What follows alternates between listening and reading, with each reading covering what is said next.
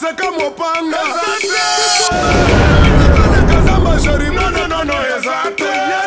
mobali moko tozobenga mopanga ya moto. Le sacerdoce est inchangé. Il y a nécessairement changement de loi. Sacrificateur la fonction, pasteur Gérard Kanida. L'homme de mopanga ya moto.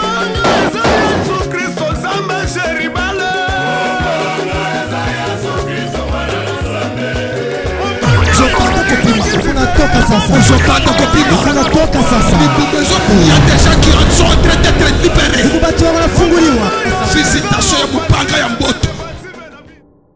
Fidèles téléspectateurs, bonjour. Merci de nous renouveler votre confiance à travers cette émission L'homme de Mopanga répond. C'est une émission de restitution mensuelle. Nous sommes là en train de recevoir vos différentes questions sur base de tous les enseignements que vous avez reçus durant les 3 semaines qui nous ont vraiment précédé avant cette émission L'homme de Mopanga répond. C'est une émission qui est là pour recevoir toutes vos questions qui cadrent avec les zones d'ombre dans les différents messages que l'homme de Mopanga est en train de lancer à travers les différents médias à laquelle vous êtes vraiment fidèles.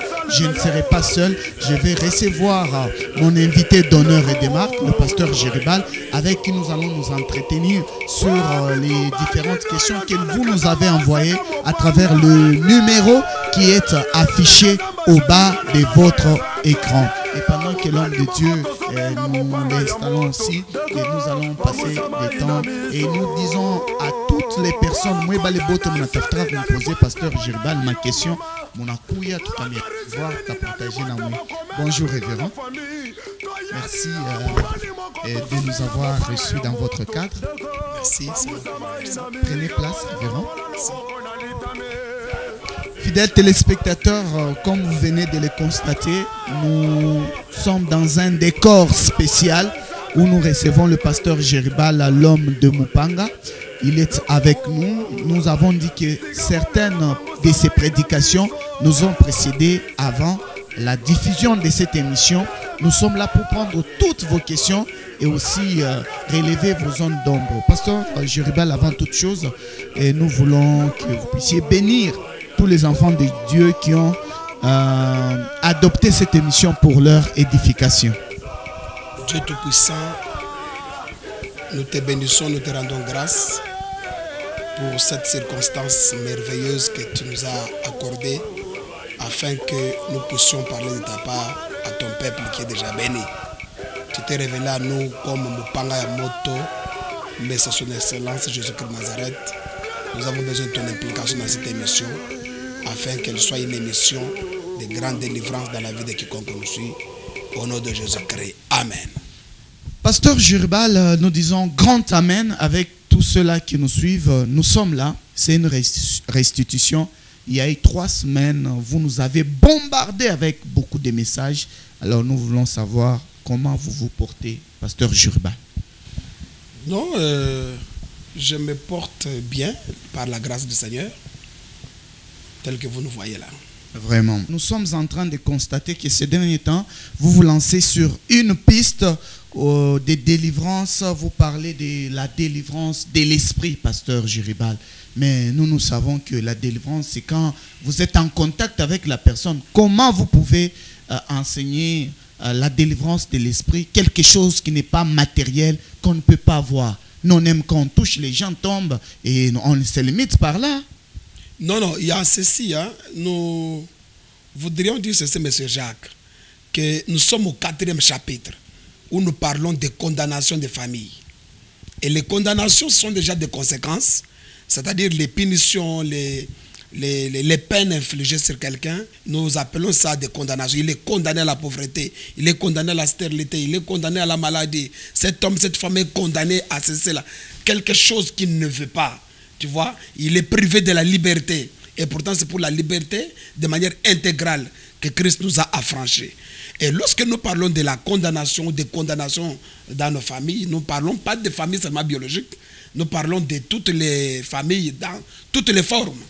Parce que les sociologues réfléchissent mieux que nous et pensent qu'il y a plusieurs formes de familles. Donc famille restreinte, famille élargie, il y a des familles par alliance. Et ceci étant, nous parlons du concept famille. Et quelqu'un peut se retrouver, être condamné, tout simplement parce qu'il n'est pas Adam, mais il vit dans un milieu où il y a des familles par alliance, famille biologique élargie. Alors, il y a dans la Bible ici un homme, dans les jours de sa chair, je parle de l'homme qui a été présenté par Luc comme l'homme, Jésus-Christ de Nazareth, qui lui était aussi condamné à la mort. Alors, la Bible dit, on a cherché les principaux sacrificateurs et les autres se réunir dans la cour de Caïphe et délibérer sur les moyens d'arrêter Jésus par ruse, les moyens au pluriel. Donc depuis toute cette année ici, nous étions en train de parler des moyens qui permettent au monde des ténèbres de condamner le peuple de Dieu, de condamner quelqu'un à la souffrance, de pousser quelqu'un à tomber être condamné à la prostitution, à l'impudicité, être condamné, n'est-ce pas, à des situations un peu compliquées qui ne sont pas un héritage de notre Dieu. Vous voyez? Et parmi ces moyens, le Saint-Esprit nous a révélé aussi. C'est vrai qu'on avait parlé des moyens naturels, on avait parlé des moyens spirituels, mais parmi les moyens aussi, nous nous sommes rendus compte que le diable peut en amont affaiblir l'esprit de l'homme, alors que l'homme est tripartite. Donc l'homme a trois entités, comme je l'ai toujours dit. L'homme ayant deux parties, la partie immatérielle, la partie matérielle. La partie immatérielle est composée de deux entités, c'est-à-dire l'esprit et l'âme, et la partie matérielle est composée du corps. Mais de toutes ces entités-là, on se rend compte qu'il y a une entité qui est plus importante. Pourquoi? Parce que c'est une entité qui a été créée à l'image de Dieu. Et le diable sait que c'est à partir de cette entité-là que l'homme entre en présence, l'homme entre en connexion, l'homme possède les choses spirituelles, les choses de Dieu. Parce que Dieu est esprit. L'on ne peut posséder ces choses qu'à partir de notre esprit. Vous voyez? Donc même le fait de recevoir Jésus-Christ comme Seigneur Sauveur, le Saint-Esprit se fixe sur l'esprit de l'homme et l'esprit de l'homme est régénéré. Et le reste des choses viennent subir après. Donc nous révolutionnons le peuple de Dieu à comprendre qu'il y a des choses qui sont très importantes mais qui ne sont pas visibles. Je donne l'exemple d'un Dieu tout-puissant. Il est invisible, immatériel. Donc on ne le touche pas. C'est un esprit. Il est le tout-puissant. Donc moi je pense qu'il existe des choses très importantes, mais qui ne sont pas visibles à l'œil nu. Notamment l'esprit de l'homme. Mais que diriez-vous, pasteur, quand on voit quelqu'un tomber et on se limite, là on dit non directement, sa délivrance est accomplie? Non, quand quelqu'un tombe au cours d'une séance de prière, il y a deux possibilités. Soit c'est la puissance de Dieu, n'est-ce pas? La personne n'a pas pu supporter la puissance de Dieu. Parce que quelqu'un peut tomber, mais ce ne sont pas les démons qui l'ont fait tomber. Mais il a reçu la puissance de Dieu. Mais la personne également peut tomber, tout simplement parce que les esprits impurs qui veulent quitter cet homme ont secoué le corps de la personne. Et les manifestations se font dans le corps. Vous voyez? Mais je suis de ceux-là qui pensent que les esprits impurs peuvent quitter aussi quelqu'un sans aucun mouvement, sans aucun bruit. Mais comment ça, l'homme de Mpanga? C'est-à-dire tout dépend du Saint-Esprit. Tout dépend de Dieu. Donc ça ne dépend pas du pasteur pour qu'il soit là zélé. C'est pourquoi nous, quand nous prions pour les gens, la personne peut ou ne pas tomber. Parce que tomber, ce n'est pas la délivrance. La délivrance, c'est l'obtention des solutions à son problème. La délivrance, c'est la libération. C'est l'affranchissement. Le fait d'obtenir solution à son problème. C'est ça la délivrance. Donc le reste, ça peut être la démonstration de la puissance de Dieu. Et c'est ce qui se passe là-bas. Donc on ne devait pas trop se fier à cela comme si c'était ça absolument la délivrance. Mais les images que nous voyons, si nous voyons vous imposer les mains. Oui, nous imposons les mains parce que la Bible dit vous imposerez les mains aux malades et ils seront guéris. Mais eux là ne sont pas malades. Oui, je n'ai pas défini, quand vous suivez dans nos enseignements, je n'ai pas défini la maladie comme un médecin. J'ai défini la maladie comme un prédicateur de la parole de Dieu, un enseignant. Imaginez quand vous lisez le psalmiste dit mon âme bénit l'Éternel et n'oublie aucun de ses bienfaits, car c'est lui qui te guérit de toutes tes maladies. Alors l'âme est immatérielle. L'âme a quelle maladie? Donc nous, en tant que prédicateurs, nous comprenons qu'il y a des maladies aussi, Or, la maladie, c'est une déficience d'un tissu ou d'un corps qui était là-bas. Cette déficience, ça s'appelle maladie. C'est-à-dire que l'incapacité de fonctionner, l'incapacité de fonctionnement d'un organe ou d'un tissu quelconque, ou des cellules. Vous voyez? Alors cette incapacité-là, on appelle ça, c'est une maladie. Mais Salomon également a dit que l'esprit de l'homme les soutient dans les temps de maladie. Donc ces maladies-là, nous on n'a pas vu Salomon être malade dans la Bible ici. C'est que la maladie dont on parle sont les difficultés. Donc les incapacités, les insuffisants, l'incapacité d'avoir les enfants. C'est à ces gens-là qu'il faut imposer la main. Oui, mais nous imposons. Donc moi, j'aurais souhaité qu'on comprenne que les maladies ne sont pas seulement liées au système sanitaire. Ça peut être aussi sur le plan social. Le même concept de maladie peut être utilisé. Notre entreprise est malade. Ça ne veut pas dire que les corps sont des muscles. On veut seulement parler peut-être des finances qui ne sont plus là, ou des hommes qui sont incapables de travailler. Le foyer est malade. Vous voyez? Donc on peut dire que ça c'est vraiment, c'est un quartier malade. Vous voyez? Donc on ne parle pas du soma, c'est du corps. On parle de l'état de fonctionnement, soit pour un domaine donné. Soit les filles ne se marient pas dans ce quartier-là, soit dans cette famille. On peut dire que notre famille, c'est une famille malade. Donc cette fois-là, ce n'est pas une maladie sanitaire, c'est une maladie soit liée à la vie conjugale, soit liée à la vie financière, même de l'épanouissement. Donc c'est comme ça qu'on dit l'esprit de l'homme les soutient dans les temps comme ça, de maladie. Mais qu'est-ce qui a fait qu'aujourd'hui, ceux qui sont censés prier pour les enfants de Dieu ont limité l'imposition des mains seulement aux malades sanitaires? Oui, c'est une recommandation aussi. La Bible dit quelqu'un parmi vous est-il malade, qu'il appelle les anciens pour lui oindre. J'ai dit les anciens pour lui oindre l'huile. Je ne dis pas un ancien. C'est-à-dire, pour que dans cette pensée-là, je ne vais pas créer de polémique, mais au moins, pour oindre un malade, il faut qu'il y ait des anciens. C'est au pluriel. C'est qu'il faut appeler même 3 ou 4, 5 pasteurs. Pas un frère en Christ. Non, pas vous êtes seul. Même pas un intercesseur. Non, pas même un seul pasteur. Donc, votre indulgence, s'il vous plaît. Alors, Jacques ajoute, il dit, la prière fervente du juste a une grande efficacité. On pose la question, mais c'est son excellence, Jésus-Christ de Nazareth, lui qui est le maître de tout. Il dit, voici les miracles qui accompagneront ceux qui auront cru à mon nom. Ils chasseront les démons, ils imposeront les mains aux malades. Vous voyez, nous imposons les mains aux malades parce que c'est une recommandation. Mais je voudrais qu'on monte dans une autre dimension, qu'on comprenne que la maladie n'est pas seulement le système sanitaire. Donc le domaine du corps, c'est comme cet homme qui nous regarde, il peut être malade dans son foyer. Des impuissances sexuelles, des incompréhensions avec sa femme. C'est une maladie.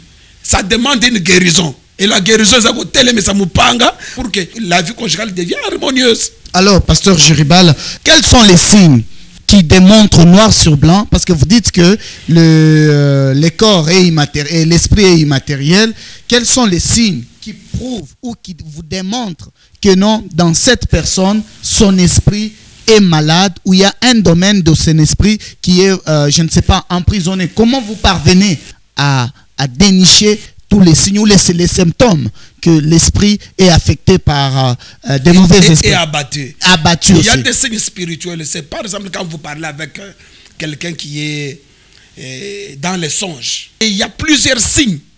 Les signes sont par exemple les signes spirituels. Quelqu'un qui vous parle de ses songes. Il est dans les songes, on est en train de le suivre. Ça montre que son esprit est menacé. Parce que le monde des songes, c'est le monde des esprits. Et c'est ton esprit qui est en train d'être menacé. Vous voyez, ce n'est pas, même si bien que vous puissiez voir. Les terroristes vous poursuivent. Vous êtes terrorisé dans les songes. Vous êtes abattu. Vous avez des échecs dans les songes. Vous n'arrivez pas, vous posez des actes sexuels dans les songes. Ça signifie que votre esprit est en communion avec des esprits de marée et de femmes de nuit. Vous voyez? Donc vous avez des choses qui ne sont pas acceptables du commun des mortels dans le domaine des songes. Donc vous pouvez déjà regarder dans le domaine des songes pour identifier l'état de votre esprit. Que l'esprit est abattu ou l'esprit a des problèmes. Donc vous découvrez les signes. Le premier signe, d'abord c'est spirituel. Vous voyez? Et le deuxième signe, les symptômes qui sont physiques. Donc toutes ces limitations, ces blocages, la personne incapable de pouvoir même lire la parole de Dieu. La personne incapable de même perpétrer ce que le pasteur a dit à l'église, de pouvoir le dire à quelqu'un d'autre.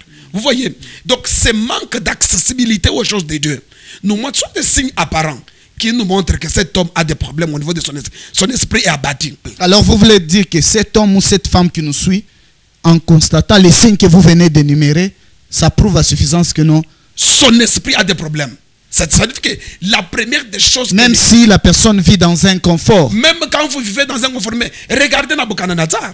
Quand vous lisez dans Daniel chapitre 4. Même quand apparemment tout va bien. Mais Nabucodonosor, c'était un roi qui tout allait bien. Il s'est dit, j'étais dans mon palais. J'étais heureux dans mon palais.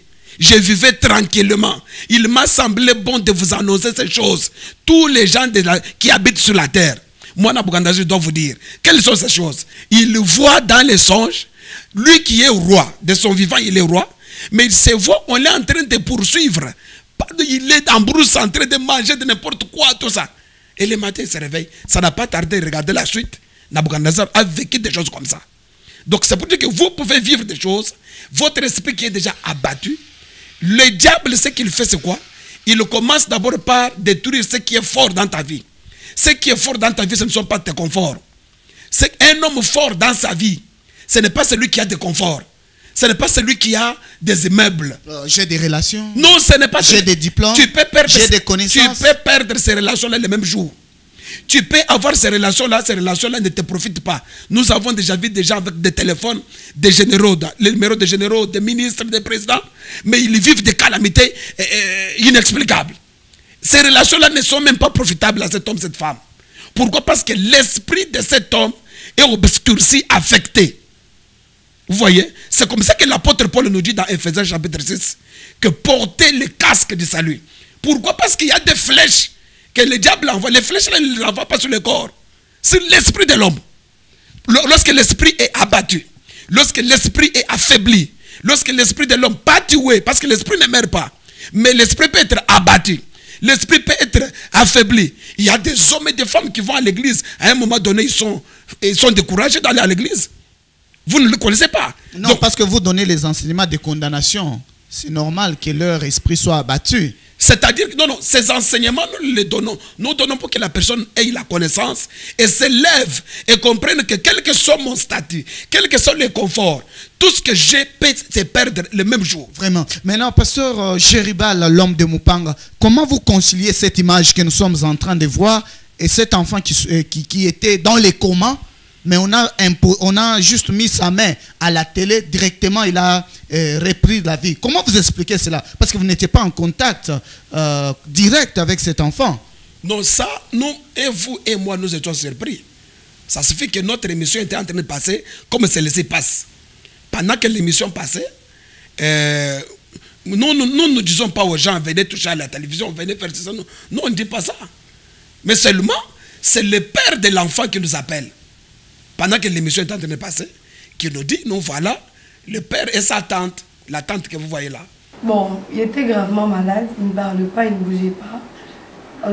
C'était une maladie cérébrale, parce qu'il parlait, il était un peu troublé. Et ce jour-là, en tout cas, il était en coma, il ne bougeait pas, il ne parlait pas. Le médecin avait dit, s'il arrivait seulement à 18 h, on doit le mettre dans la morgue parce qu'il ne bougeait plus. Alors, quand mon oncle, lui, il avait confiance à Dieu, il priait toujours. Et subitement, on a montré votre esplanade à la télévision. On suivait là, on suivait. Et quand l'enfant l'est ressuscité, mon oncle a dit que moi, je crois à ces pasteurs.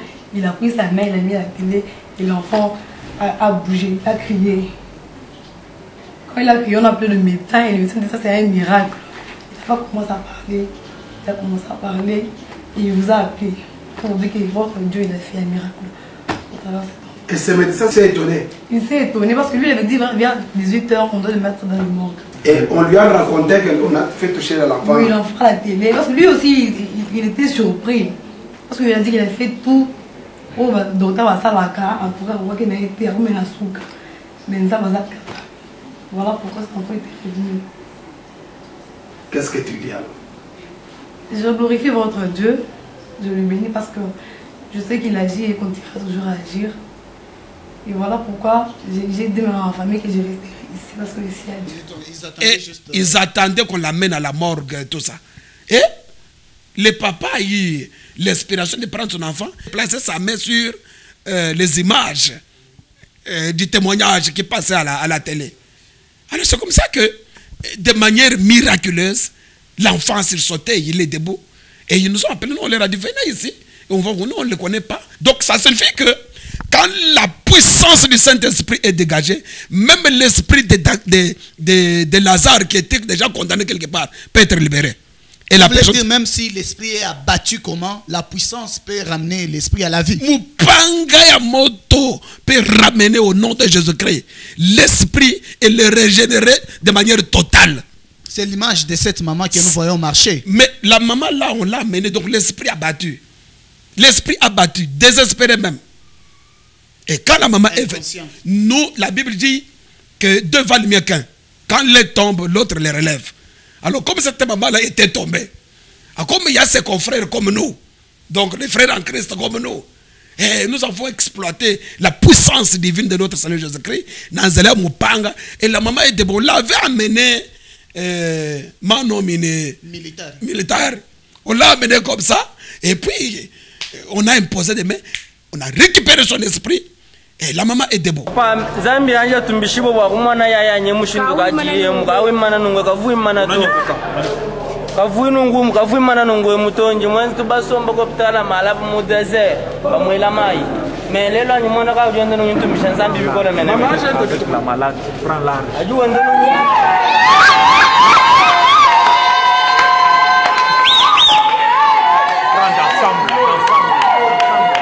Donc c'est pour dire qu'au jour d'aujourd'hui, l'esprit de l'homme est immatériel, l'esprit n'est pas visible. Mais le diable sait que l'homme possède beaucoup de choses à partir de son esprit et ces choses vont se matérialiser dans la vie. Il y a des mariages, il y a des songes que vous avez déjà vus et ces songes, c'est spirituel. Mais ça se matérialise après. Je connais Joseph qui a vu un songe. C'était un songe, c'est son esprit qui a capté ces songes-là. Mais par la suite, cet enfant est devenu une grande autorité en Égypte. Donc, nous ne pouvons pas blaguer avec ce que nous voyons dans les songes. Quand tu vas dans les songes, tu es mort. Bon, tu peux être mort dans tel ou tel domaine de ta vie.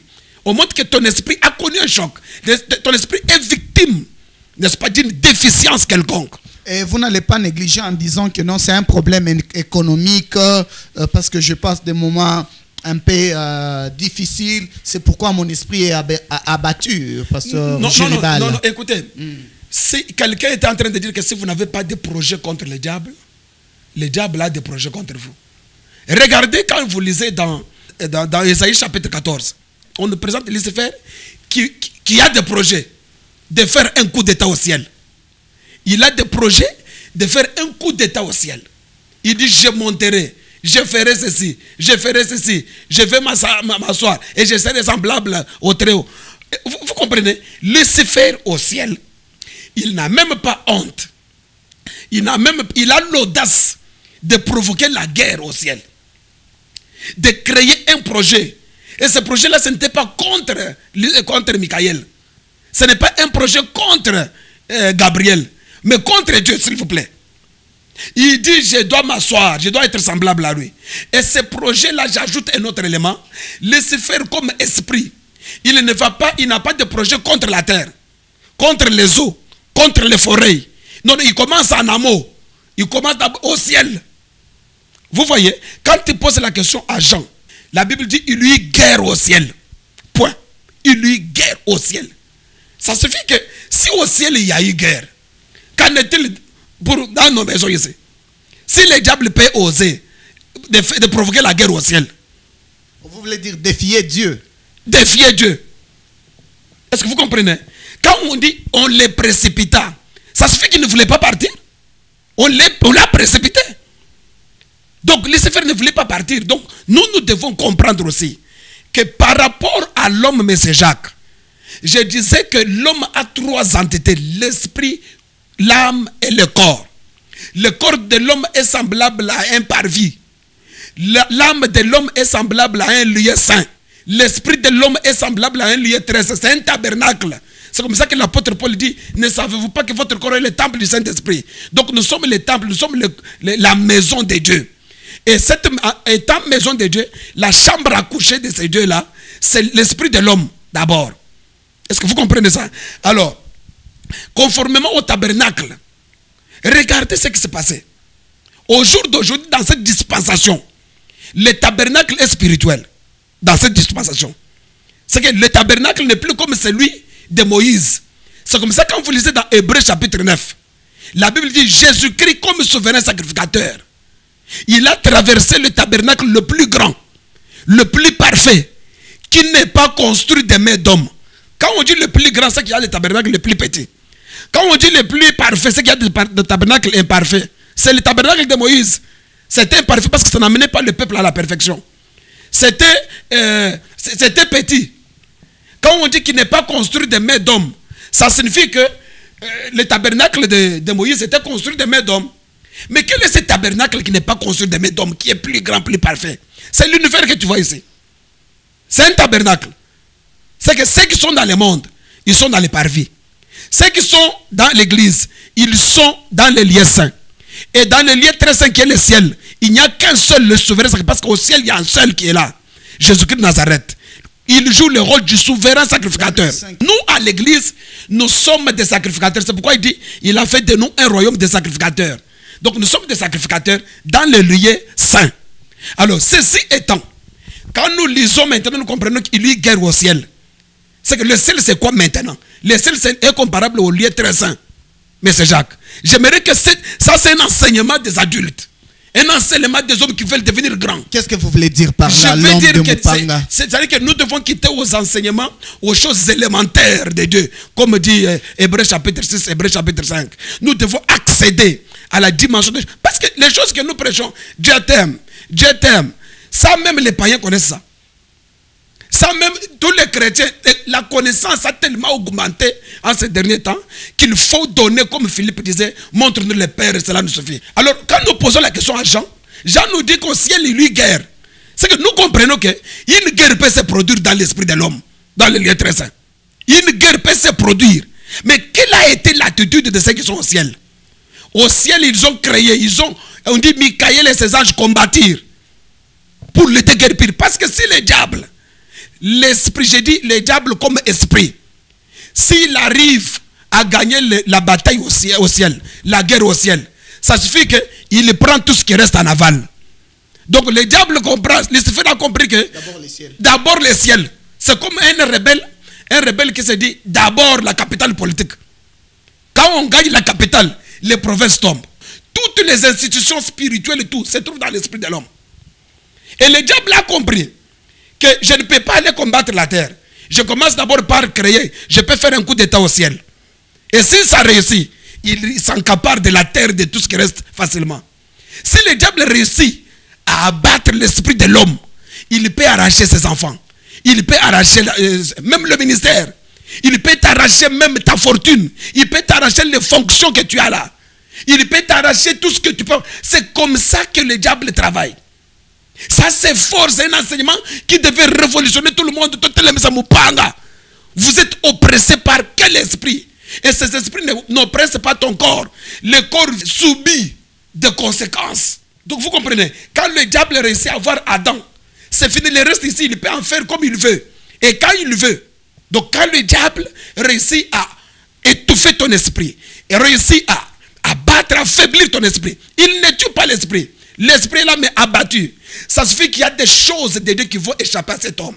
Il y a des choses qui vont... C'est comme ça que M. Jacques... C'est que vous voulez dire qu'il y a des choses qui ont échappé à cette maman, oui, à celui qui nous suit. Oui, oui. Là, c'est comme même ceux qui nous suivent à la télé là. Il y a des gens qui se posent des questions. Mais qu'est-ce qui se passe? Qu'est-ce qui m'arrive dans ma vie? Pourquoi je crains Dieu? Pourquoi j'ai fait ceci, cela? Je donne des dîmes, je donne des offrandes. Pourquoi ma vie? Qu'est-ce que je dois faire? Le diable connaît les secrets. Regardez comment Jean le présente. Dans Jean chapitre 10, verset 10. Jésus nous donne les plans du diable. 3 plans. Dérober. Je commence d'abord par dérober. Voler. Et tous les voleurs du monde, pour aller faire leur coup quelque part, ils commencent d'abord par affaiblir le côté fort de cet endroit-là. Donc il regarde, et cet homme chez lui, il a des policiers, il a ceci. Quand est-ce qu'il rentre? Quand il regarde les points qu'ils peuvent exploiter pour arriver à opérer. C'est ce qui fait que il y a des gens qui ont fait, ils sont très rares, peut-être ceux qui sont encore très connectés, qui, quand un voleur entre, il sent qu'il y a un voleur qui entre à la maison. Mais de manière générale, M. Jacques, il y a des gens qui ne font que des constats. Tu te réveilles comme ça, tu vois la télévision est partie. Mais le temps qu'on t'a pris la télévision, c'est ce que le constat que cet homme, cette femme fait dans sa vie. Il grandissait bien, mais il vient faire un constat amer dans le foyer. Les trompes sont bouchées. Mais c'était bouché quand? Les trompes sont bouchées. Et regardez le cas de cet enfant-là. C'était un enfant qui était devenu comme un Mongol. On l'a amené à l'hôpital, mais c'était compliqué. Donc c'est pour dire qu'on l'amène ici. Nous avons commencé à récupérer l'esprit de l'enfant. L'enfant qui marche là. L'enfant qui marche là. Abattu dans un hôpital ici. Voler sa santé. On a volé sa santé. Mais pour qu'on vole la santé, on peut en amont affaiblir l'esprit, soit de ses parents. Et par conséquent, on vole quelque chose de très important. Vous voyez? Donc c'est comme ça que les gens font seulement des constats, M. Jacques. Tu constates à un moment donné que ça ne marche pas. Et pourtant, le constat là, c'est maintenant que tu le fais. Il y a des esprits qui savaient, qui avaient déjà volé ton travail depuis longtemps. Mais toi, tu es venu constater maintenant. Je ne sais pas si vous comprenez ces choses. Vous faites le constat aujourd'hui. On avait déjà volé. Mais quand est-ce qu'on a volé? Pourquoi je n'ai pas compris ça? Et qu'est-ce qui a fait que l'on puisse voler cela? Ça signifie que pour que les diables arrivent à voler les biens, tout ça, de Adam, il commence d'abord à déconnecter Adam par rapport à son esprit. Son corps était normal et son âme. Mais c'est l'esprit d'Adam qui avait des problèmes. C'est pourquoi quand nous recevons Jésus-Christ, la première des choses qui entre en jeu, c'est l'esprit de l'homme qui est régénéré. Dieu sait qu'il faut que l'image là redevienne la nouvelle créature en Jésus-Christ. Que l'homme réobtienne son autorité initiale, originelle. Mais l'homme de Mpanga, ne pensez-vous pas que vous êtes en train de vous dérouter par rapport à votre mission? C'était d'enseigner, de prier. Mais tous ces miracles dans votre ministère, est-ce que vous allez encore les rassurer? Non, moi je suis un enseignant. Je prêche. D'ailleurs, quand vous écoutez cet enseignement, même vous les journalistes, je vois comment vous êtes en train de frissonner. Je dois vous dire, vous n'avez jamais appris quelqu'un qui vient là et on te dit qu'il est mort. Sa mort, un petit sorcier qui se lève là qui te dit non, non, lui était déjà mort depuis longtemps, lui avait déjà sacrifié. Donc c'est aujourd'hui, vous venez seulement faire un constat maintenant. Mais l'acte a été déjà posé depuis longtemps. Il y a des gens, vous pouvez être là, vous êtes déjà arrêté. Les mandats circulent contre toi. Il n'y a que la juridiction là, la compétence là, qui sait que M. Jacques ici, même tel qu'il marche là, il est déjà arrêté. Même si bien que vous continuez à marcher, peut-être qu'on attend seulement les moments favorables pour vous secouer et puis vous arrêter. C'est comme ça que le diable travaille. Donc vous pouvez être déjà là, votre esprit a été affaibli et vos biens ont été déjà ravis. Et ça va finir à petit feu. Ça disparaît à petit feu. Pour que vous ne puissiez pas vous rendre compte. Alors nous, avec le Mupanga, nous sommes en train d'aller de l'avant. Et ce que vous voyez là, la Bible dit, voici les miracles qui accompagneront ceux qui auront cru à mon nom. Moi, c'est l'enseignement. Mais tout simplement parce que vous, les journalistes, vous venez nous poser des questions sur les retombées. Par exemple, nous faisons... Les retombées de Mupanga. Les retombées de ces enseignements-là. Il faudra qu'on vous montre que Dieu est en train d'agir. C'est pas mauvais, c'est pas un péché. Elle est allée se reposer. Le temps qu'on a prêté table. Je vois la cadette Harmonie qui vient me dire, maman, viens vite voir maman Kulutu. Na kota boy na chambre, na koutiye, azosa ba dernier soupir. Elle était mourante. Na bandi ko bonde l'ensemble. Complètement, elle est partie, elle est morte. Na beleli Jésus. Bana nanga nyonso baye. Tango bana bakoti na chambre na bisi bango bo récupérer esprit ya maman Kulutu, bo banda ko arracher ye, bo chasser esprit de mort, bo s'occuper na ngai te. À ce moment-là, j'étais un peu troublé. Bana babandi ko bondela. Nga pe na ko bondela wana na lobi Seigneur. Cette femme les trois azala qui na esplanade. Amona ki mwana na ko seka. Moi je suis sûr, ma sœur va ressusciter aujourd'hui. Na ligne na témoigner. Vraiment. J'ai vu ma sœur mourir comme ça dans sa chambre. Nathalie, je l'ai appelée Yaya, Okufi. Yaya, Okufi.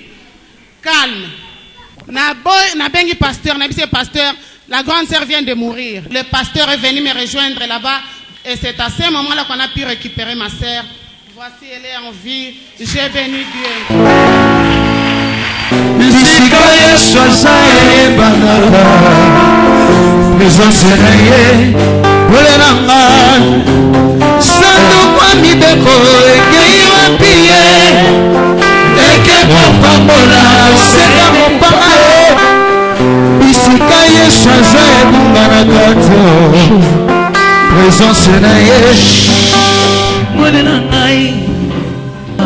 Vous êtes dans une juridiction où si vous avez la foi en Dieu et aux serviteurs que Dieu a placés, vous n'allez pas mourir. Amen. Vous voyez, Dieu est en train d'opérer, mais ce n'est pas dans l'intention de se prévaloir. Comme si nous étions les seuls à avoir le monopole de faire ça. Non. Dans cette ville, il y a des grands hommes de Dieu et d'autres même qui ne sont pas connus, qui font des choses plus que nous. Il faut comprendre ces choses-là. À ce stade, nous pouvons vous dire que vous devenez aussi sur la liste des faiseurs de miracles. Non, non, tout chrétien d'abord est accompagné de miracles. Tout chrétien. Les miracles ne doivent pas impressionner, même tel que ça passe là. C'est pour seulement accompagner le travail que nous faisons. Ça ne doit pas impressionner un chrétien. Un chrétien ne suit pas les miracles. Un chrétien suit Jésus. On dit voici les miracles qui accompagnent, pas les miracles qui précèdent. C'est lui qui nous précède, mais c'est son excellence, Jésus-Christ de Nazareth. Donc nous, ici, même vous les journalistes, vous savez que notre problème c'est prêcher les oracles de Dieu. C'est comme je suis en train de démontrer ces choses. Pour que cet homme, cette femme, n'y a-t-il pas déjà une agression, une oppression contre son esprit? Mais pasteur, aujourd'hui vous pouvez nous rassurer que les mauvais esprits peuvent gérer quelqu'un. Oui, mais écoutez, quand vous écoutez, c'est vrai que nous ne sommes pas là pour nous fier à ce que les esprits mauvais disent pendant le temps de délivrance, M. Jacques. Mais seulement nous pouvons vous dire que nous avons aussi compris et nous trouvons beaucoup d'enseignements. Vous voyez, le domaine de délivrance, c'est un domaine de découverte de tous les jours ici. Nous apprenons tous les jours à l'aide du Saint-Esprit. Dieu peut, dans sa souveraineté, permettre qu'une situation soit manifeste afin que vous puissiez tirer des enseignements. Donc, en d'autres termes, on a compris qu'il y a un esprit qui gère cette dame-là. Vous voyez,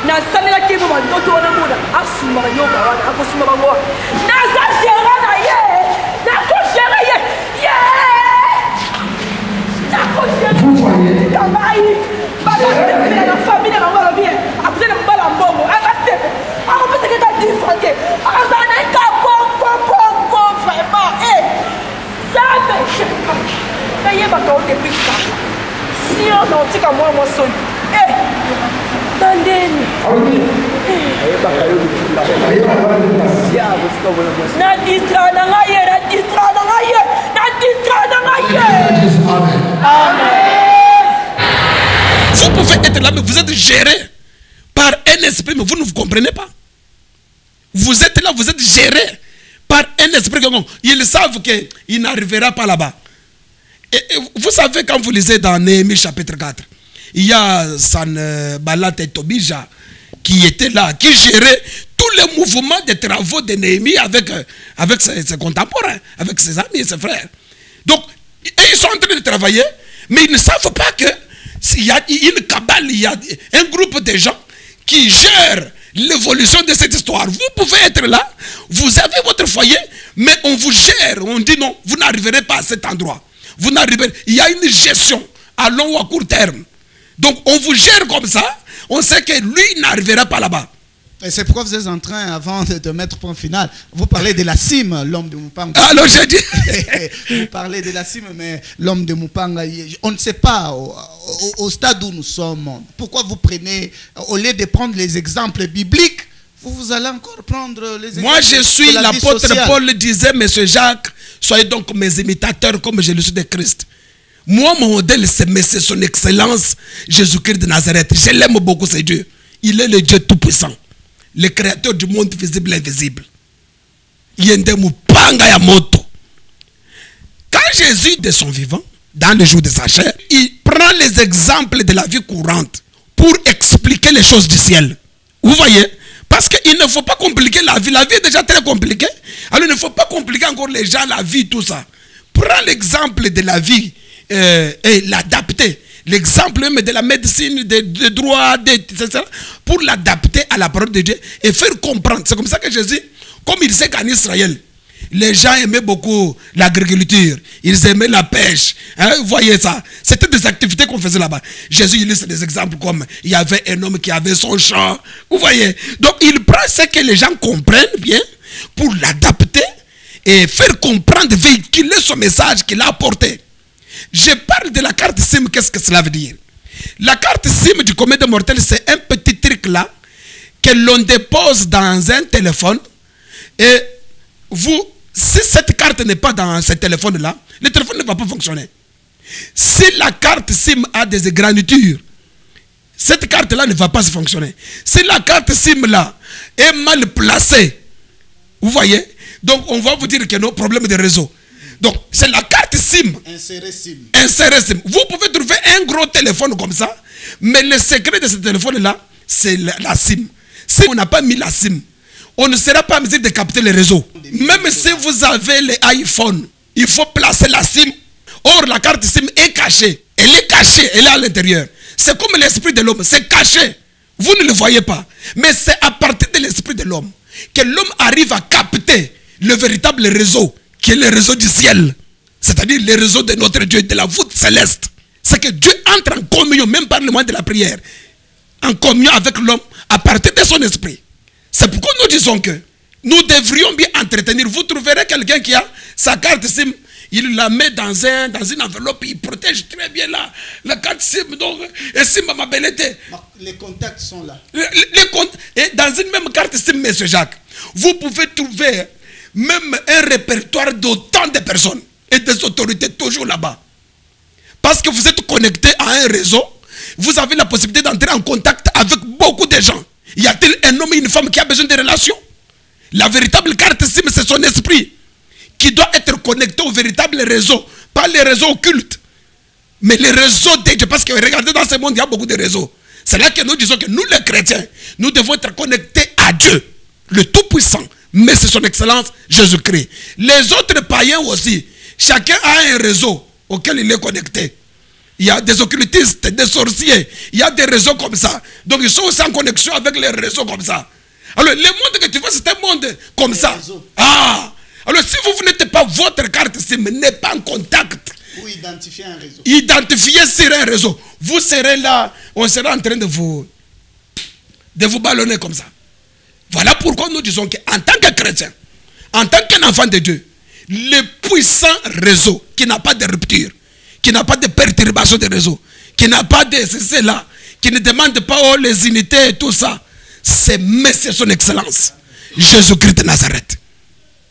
Votre esprit connecté à Dieu, vous devenez comme un aigle. Le mystère de l'aigle, c'est lorsqu'il regarde au soleil. Un aigle fixe le soleil, et quand il fixe le soleil, il est là, il fixe, et puis un temps donné là, il a la possibilité, la vision de loin, de voir même un animal très loin. Et le véritable soleil sur qui on doit fixer le regard, c'est celui qui s'est couché à la croix de Golgotha.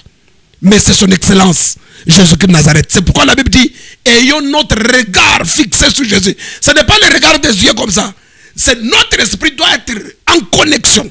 Mais c'est Jacques, ces choses, je crois que cet homme, cette femme aura sa délivrance. Vraiment. Alors, pasteur Gerba, l'homme de Mpanga, là, pour terminer, alors vous dites que les téléspectateurs ont raison de suivre ces messages. Ils ont totalement raison. Parce qu'il y a un intérêt. Parce qu'il ne faut pas entretenir quelque chose en aval alors qu'en amont il y a un problème. Il ne faut pas entretenir le mariage alors que votre esprit est abattu.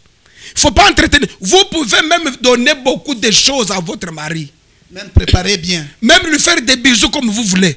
Mais si votre esprit... Comme dans une série télévisée. Votre esprit est abattu par le diable, par les membres, par la sorcellerie des familles, c'est-à-dire du quartier, du travail, là où vous travaillez.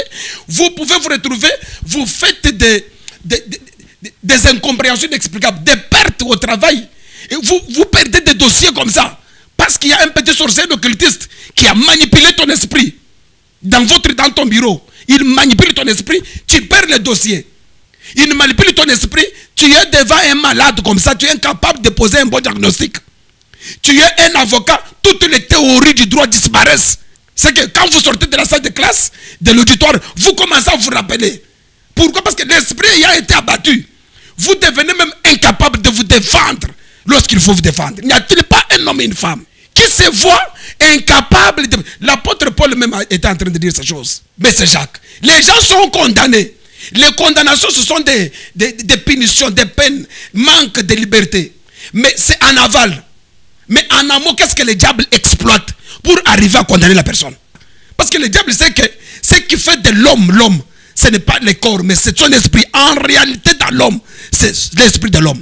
Alors, comme le diable est incapable de tuer l'esprit de l'homme, il peut l'affaiblir. Il peut oppresser l'esprit de l'homme. Il peut t'amener dans un terrain où ton esprit est instable. Par conséquent, il te vole des choses importantes de ta vie. Nous révolutionnons le peuple de Dieu, M. Jacques. C'est ça le message à Mupanga. Pousser le peuple à comprendre, prendre conscience de son identité. M. Jacques. Merci beaucoup, l'homme de Mupanga. Comprenez que les temps... Voilà pourquoi. Les temps nous fait défaut. Voilà pourquoi. Nous organisons un service de jeûne et de prière. Mupanga Zara Rotelem. Avec comme un petit sous-thème que la condamnation tombe et que la terre produise. Point. Que la condamnation tombe et que la terre produise 3 points. Ça commence du 2 jusqu'au 31. Ça signifie que mercredi le 2, ça commence à 16h ici à la Mupanga. Jusqu'au 31 et ça sera sanctionné par un grand réveillon de déclarations sacerdotales pour posséder 2016. Esprit na 2016 c'est pourquoi nous travaillons que l'esprit, toi tu dois être à mesure.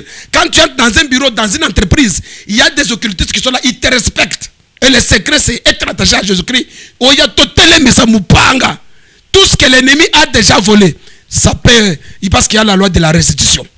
Merci beaucoup, l'homme de Mupanga. Nous disons, si vous avez des questions ou des zones d'ombre par rapport aux enseignements dans le cadre du ministère de l'homme de Dieu, le pasteur Jérubal, l'homme de Mupanga, le seul numéro est affiché au bas de l'écran. Veuillez nous appeler pour vous faire enregistrer. Comme ça, vous allez poser toutes vos questions au cours de cette émission que nous aurons à réaliser dans de prochaines semaines. Mais le seul moyen pour nous avoir, c'est le numéro qui est affiché au bas de l'écran. Je dis grand merci à l'homme de Mupanga, à moins que vous ayez une seule parole de bénédiction pour mon frère et ma soeur qui a suivi pour avoir son édification. Non, nous bénissons le Seigneur et qu'il est temps de racheter le temps. Quand la Bible dit racheter le temps, les jours sont mauvais. Donc pendant ce temps, venez, on va prier. Dieu est capable de faire beaucoup de choses dans votre vie. Chez nous, nous disons, venez écouter la parole de Dieu et venez, nous allons prier. Le reste des choses, ça c'est le domaine du Saint-Esprit et ça ne vient pas de nous. Donc venez, notre adresse est donnée. Le Seigneur vous sera vraiment très favorable.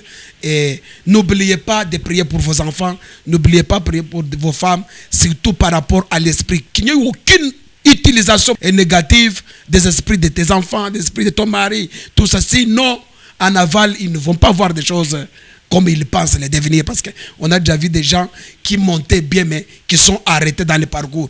Qui font un constat amer dans leur vie. Donc, mais Mupanga est là, qui est Jésus-Christ de Nazareth. Venez et nous allons te télémer ça, Mupanga.